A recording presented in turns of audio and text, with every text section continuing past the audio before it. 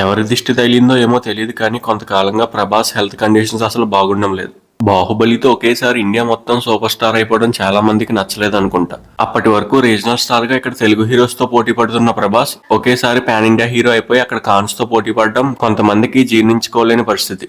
బాహుబలి తర్వాత ఎప్పుడు ఏదో హెల్త్ కండిషన్స్ తో సర్జరీస్ కోసం ఫారెన్ వెళ్తూనే ఉన్నాడు. అసలు సలార్ కి ప్రీ రిలీజ్ ఈవెంట్ కూడా చేయలేదు. సలార్ మూవీ అంత పెద్ద సక్సెస్ అయినా అసలు బయట కానీ సక్సెస్ మీట్ లో కానీ కనబడలేదు ప్రభాస్. అసలు ఏమైందంటే మన ప్రభాస్ కి సెప్టెంబర్ 9న ఇటలీలో నడుముకు చాలా క్రిటికల్ ఆపరేషన్ జరిగింది. ఇది చాలా మేజర్ ఆపరేషన్ అంట. ఇలాంటి ఆపరేషన్ సక్సెస్ అవడానికి 50-50 ఛాన్సెస్ ఉంటాయంట. ఈ ఆపరేషన్ తర్వాత ప్రభాస్ 6 to 8 months రెస్ట్ తీసుకోవాలని డాక్టర్స్ చెప్పారు. ఆపరేషన్ తర్వాత ప్రభాస్ నవంబర్ 19న ఇండియాకి వచ్చి ఇంట్లో రెస్ట్ తీసుకుంటున్నారు. కానీ ఇప్పటికీ నడవలేకపోతున్నారంట. ఏదైనా సపోర్ట్ ఉంటేనే తప్ప. అందుకే సలార్ మూవీకి రిలీజ్ ఈవెంట్ చేయలేదు. కనీసం సక్సెస్ మీట్ లో కూడా ప్రభాస్ కనిపించలేదు. డైరెక్టర్ ప్రశాంత్ నీల్ అండ్ పృథ్వీరాజ్ మాత్రమే సలార్ ప్రమోషన్ లో కనబడ్డారు.